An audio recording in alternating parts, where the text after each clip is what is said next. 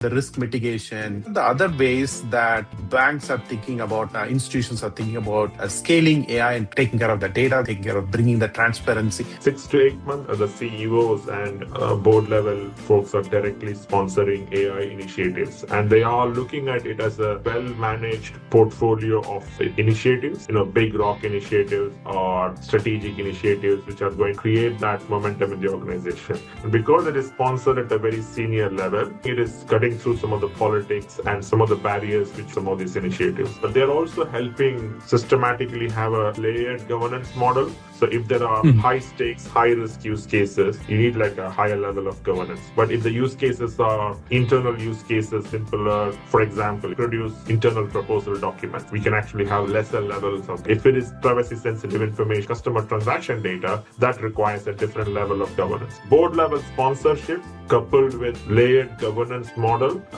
is actually beginning to happen, and that is helping. I think the responsible AI established a common inventory, common registry of all the models, tiering of models, reusable templates. So I think that is beginning to take shape.